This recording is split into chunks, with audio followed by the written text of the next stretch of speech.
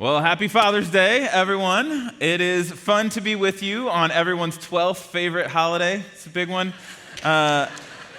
In a recent survey about favorite holidays, Mother's Day came in near the top, beating out even New Year's Day, New Year's Eve. Dad's Day, not so much, though. Father's Day just barely squeaked past the likes of Labor Day and Martin Luther King Day. Not that I'm complaining.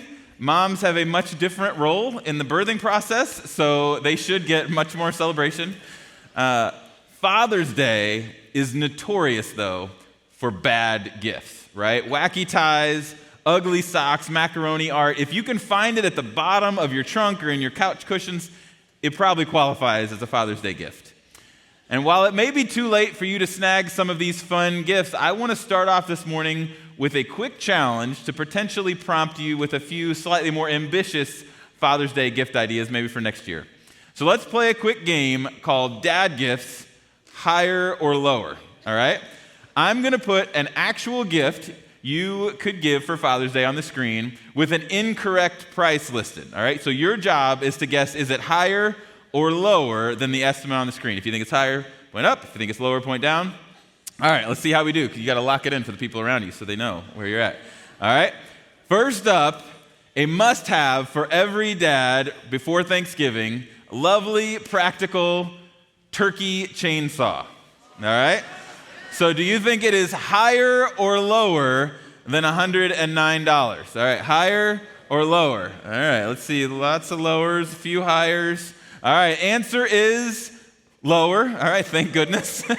$85.99 if you need a turkey chainsaw. Hopefully, afterward, you will have all the cred on Thanksgiving and all of your fingers as well. All right, next up is the Dad Bod Fanny Pack. All right? Yeah, we got to do this one fast because nobody wants to see that any longer than we have to. All right, do you think it's higher or lower than $19? All right, higher, lower. All right, the answer is, thank goodness, lower, $16.99. Although I will say, it does not factor in the years of counseling your kids are going to need afterward if you wear that. All right, next up, the world's largest coffee cup. Is it higher or lower than $39? For your coffee caffeine addicts, what do you think? Higher or lower? All right, ooh, a little more mixed there. The answer is higher, but not by much. $42.99, which is probably at least how much it'll cost you to fill up at Starbucks if you go that route. Okay, next up, for your next cookout, the condiment gun. All right? This is the value level gift. Is it higher or lower than $13? All right, higher, lower. All right, answer is higher. All right. This is a high-quality condiment gun, holster not included. All right. Okay, next up for the thrill seeker, skydiving over the Grand Canyon. All right? So if you want to kill your dad for Father's Day, is it higher or lower than $449? All right, higher, lots of highers, few lowers. The answer is the bargain price of $329. Not sure if you want the bargain skydiving, but, whatever. And then last but not least, an acre of land on Mars. All right, is it higher or lower than $50? All right, higher. I mean, it's an acre of land, right? It is lower, only $29.99. And if you are interested in that, after the service, I've got some swampland in Florida that I can cut you a deal on. All right, well, some of those gifts are awesome. Some, though, are kind of rough. All right? How hard would it be for you to be excited about the Dad Bod Fanny Pack? All right? If you are excited, I don't even want to know. That's all right. As we continue our Life of Love teaching series today, unpacking what love in action looks like in our lives, we're going to zero in on a gift that is easy for everyone to receive. It's a gift that everyone enjoys, and it's at the heart of what love is. It's the gift of humility. In 1 Corinthians chapter 13, famously deemed the love chapter of the Bible, the Apostle Paul outlines what love is. And we're walking through portions of that passage each week. It starts with love is patient, Love is kind. It does not envy. It does not boast. It is not proud. If you've been with us the past few weeks, we've hit on those first few parts, but now today we're diving in to the last two traits mentioned in that verse. It does not boast. It is not proud. I love the way that the Message translates it. It writes it in more modern day language. It says, love never gives up.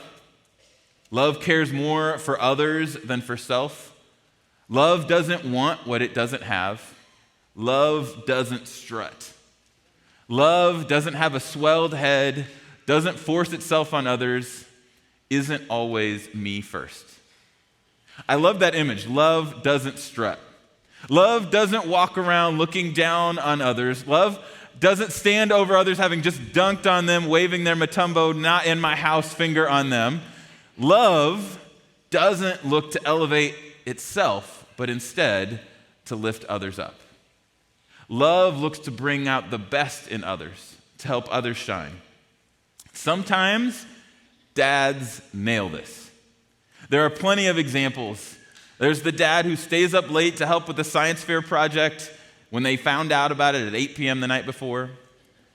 There's the dad who shows up to every game to support his kid, even when they're just riding the bench. It's the single dad supporting his girls. Or the dad embracing his daughter's excitement for mermaid life. I gotta admit, that's impressive. That is commitment. One of my favorite stories is of a dad who brought out the best in others, is of Team Hoyt. And if you know their story, soon after he was born, Rick Hoyt was diagnosed with cerebral palsy. And despite his limitations, around age 15, he expressed interest in running a local 5-mile race to support a lacrosse player who'd been paralyzed. Rick had never been able to walk, let alone run, but his dad, Dick, was determined to lift up his son and support his desire to lift up others. So Dick and Rick Hoyt, father and son, completed the race together as Dick pushed his son the entire way. They went on to race together for decades, completing the Boston Marathon 32 times and raising money for cerebral palsy along the way. Dads who are like Dick get what it means to lift others up rather than elevate themselves. We often have strutting problems. Sometimes it looks like strutting. We think we are awesome and we want to make sure everybody knows it. But far more often, pride is sneaky. It runs under the surface, hiding in ways we don't even notice, subtly derailing many parts of our lives. In Luke 14, Jesus saw this strutting leaking out of the people around him, and he addressed it directly. He was at a dinner at the home of a high-ranking religious leader, and when Jesus noticed that all who had come to the dinner were trying to sit in the seats of honor near the head table, he gave them this advice. When you're invited to a wedding feast, don't sit at the seat of honor. What if someone who is more distinguished than you has also been invited? The host will come and say, "Give this person your seat." Then you will be embarrassed, and you will have to take whatever seat is left at the foot of the table. Instead, take the lowest place at the foot of the table. Then, when your host sees you, he will come and say, "Friend, we have a better place for you." And then you will be honored in front of all the guests. On some levels, that just sounds like practical advice, right? You don't want to look foolish. Promoting yourself just sets you up to be demoted in front of everyone else.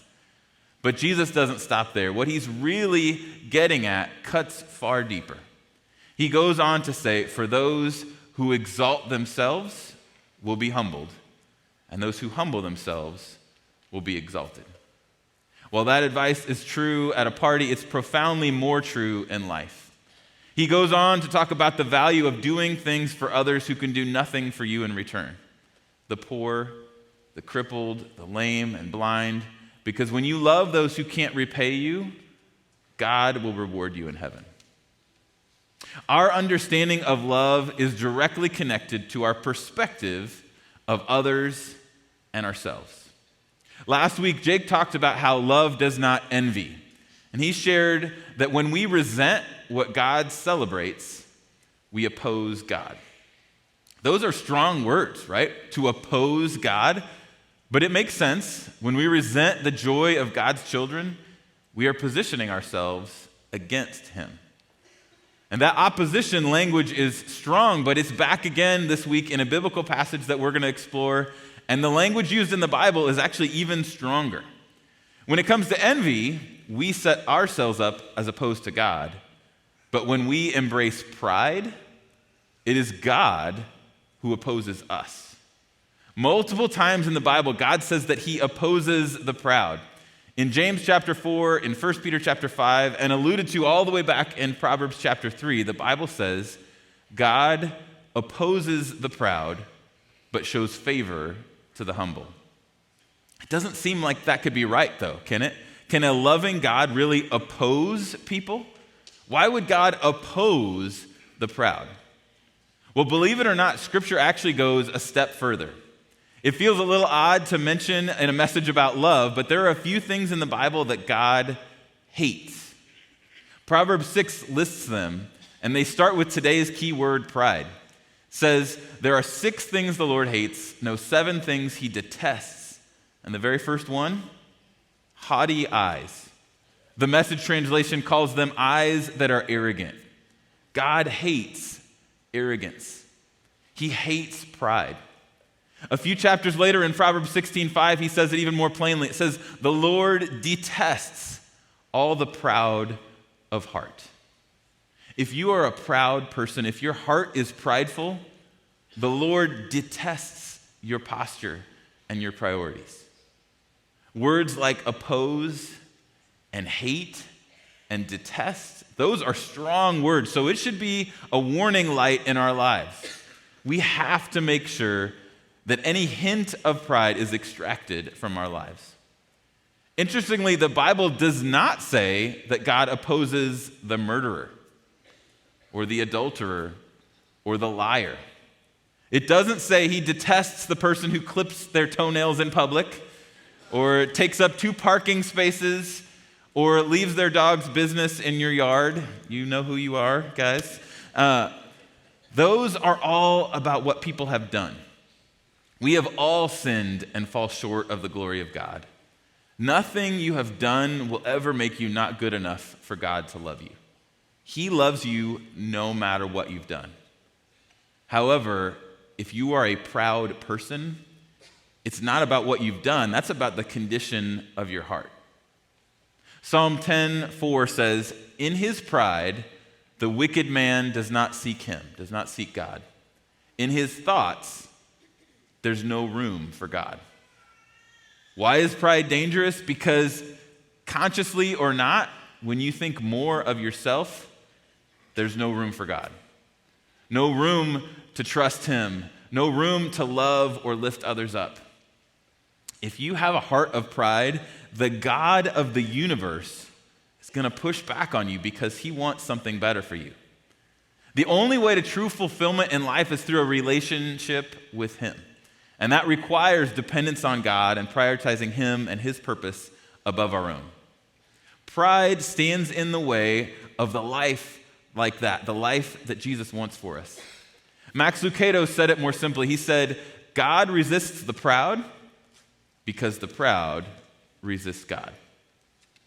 Before we get too alarmed, too shaken up by the idea of God hating something, let's think about it.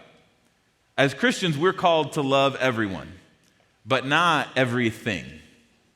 And you know what? I hate cancer. Right? If you've had any experience with cancer, I'm guessing you hate it too. In fact, I think hating cancer may be one of the things that every single person in this entire world can agree on. I hate the pain that it's caused my family and my friends.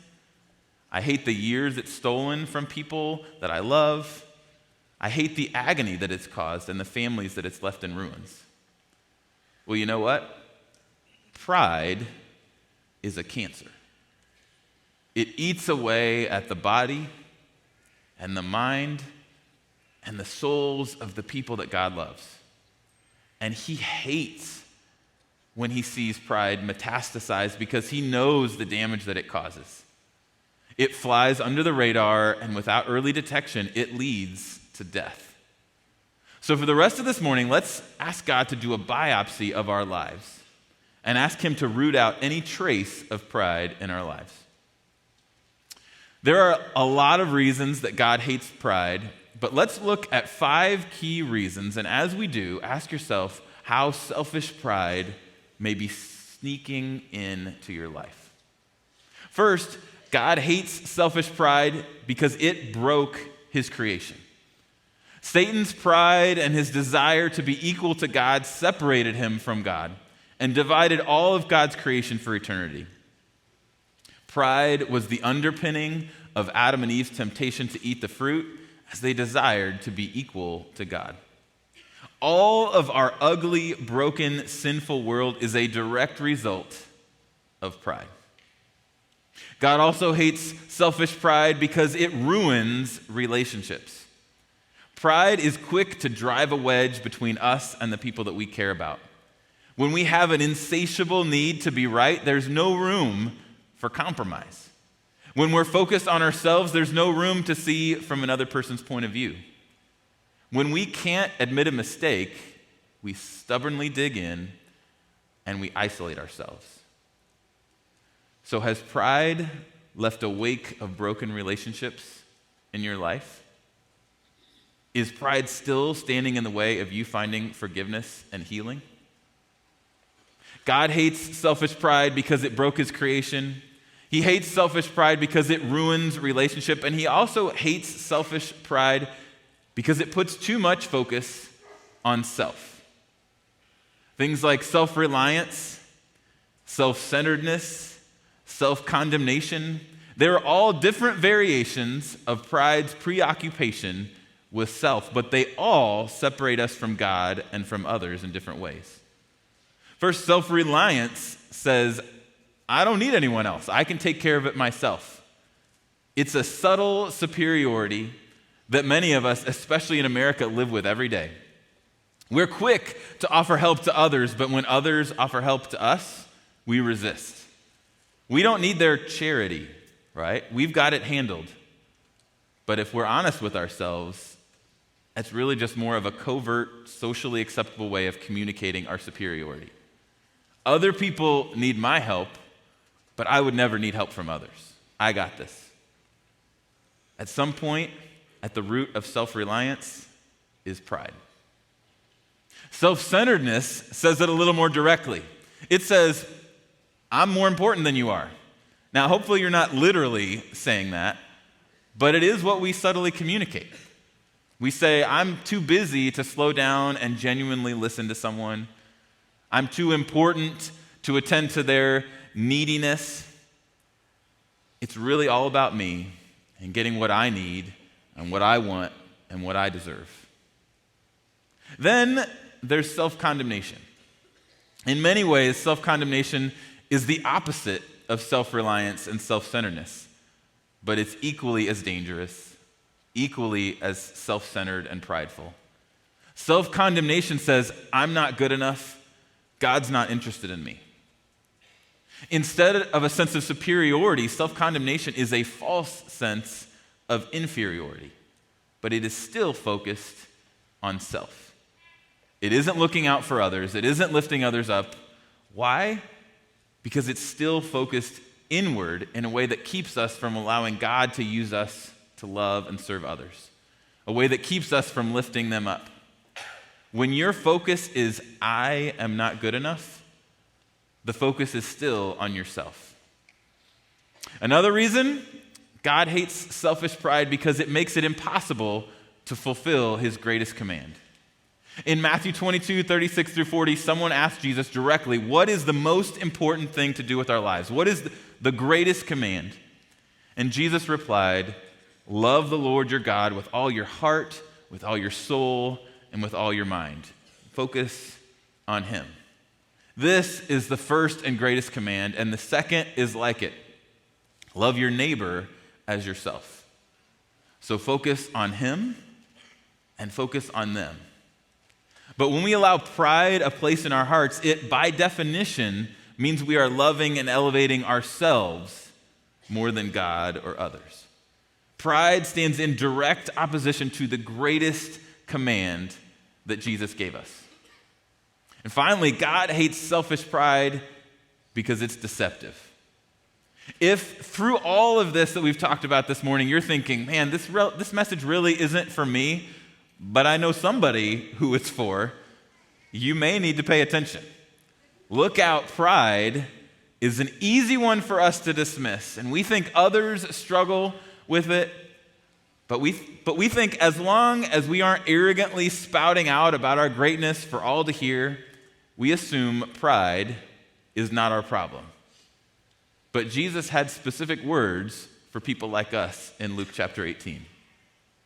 To some who were confident of their own righteousness and looked down on everyone else, Jesus told this parable. He said, 2 men went up to the temple to pray. One, a Pharisee, a religious leader, and the other, a tax collector.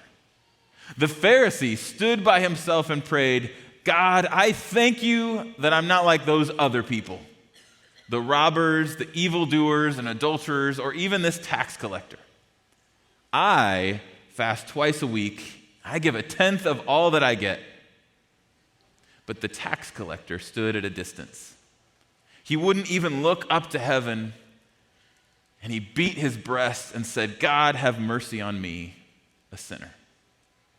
Then Jesus said, I tell you that this man, rather than the other, the tax collector, rather than the Pharisee, went home justified before God. Then Jesus says it again, literally the exact same phrase that he used earlier in Luke chapter 14 when he was talking about the people looking for a seat of honor at the party. He says it again. He says, for all those who exalt themselves will be humbled, and those who humble themselves will be exalted. It's easy to think that pride isn't our issue. We get really good at explaining away and excusing our own pride, our arrogance, our subtle strutting, but deep down, pride has worked its way into most of our lives. Maybe it's disguised as self-reliance or stubbornness, or even a misguided attempt to pursue false humility by putting yourself down. Well, none of that is God-honoring or healthy. The great author C.S. Lewis knew how deceptive pride could be. In his classic Screwtape Letters, Lewis talked about a mistake that many of us make when it comes to humility. He said, thousands of humans have been brought to think that humility means pretty women trying to believe they're ugly and clever men trying to believe they're fools. So let me tell you what humility is not. Humility is not telling yourself over and over that you're a lousy human being or that you're not as good as others. Humility is not self-deprecating or self-condemning. According to Lewis, and I think he's right, humility at its core is self-forgetfulness. Humility is not thinking less of yourself, it's thinking of yourself less. In another of his most famous nonfiction works, Mere Christianity, C.S. Lewis went on to describe what humanity looks like. To even get near humility, even for a moment, is like a drink of cold water to a man in a desert. Do not imagine that if you meet a really humble man, he will be what most people call humble nowadays. He will not be a sort of greasy, smarmy person who's always telling you that, of course, he's a nobody.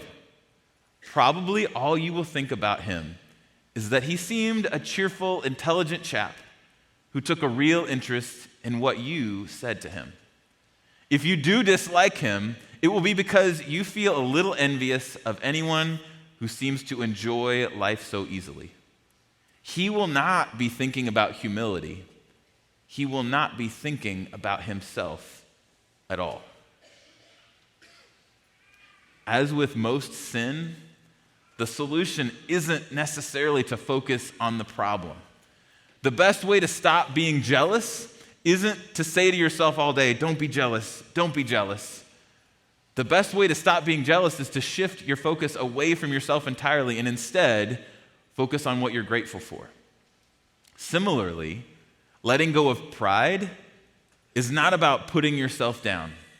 It's not saying, you're not that good, you're not that good. It's about pursuing Jesus. None of us are that good. It's his forgiveness that makes us good. Letting go of pride means loving God and loving others with little thought of yourself. So you want to get away from pride? If you want to pursue humility, the solution is really pretty simple. Think of others more. Look to lift them up. Make others your focus. What does humility look like? Humility receives a compliment or a gift without having to deflect or give back to even the score. Humility serves someone without telling anyone else what you did. Humility admits when it's wrong without defensiveness or excuses. Humility asks for help and seeks feedback. Humility is quick to give away credit to others. Humility actively listens to others and values their opinions. Humility is generous with time and knowledge and resources. Humility expresses thanks regularly and lives each day with gratitude. Humility does not hold on to resentment. It seeks to forgive. Humility isn't worried about being the most humble. It just tries each day to think less and less of self and more of others. To get really practical as we wrap up this morning, I want to encourage you right now to either grab your notes app or a sheet of paper that you got on your way in, and I just want you to make a quick list of your closest family members or friends or coworkers. And next to each name, I want you to list several of that person's interests. Maybe it's just something that they care about, something that they're interested in, something that matters to that person.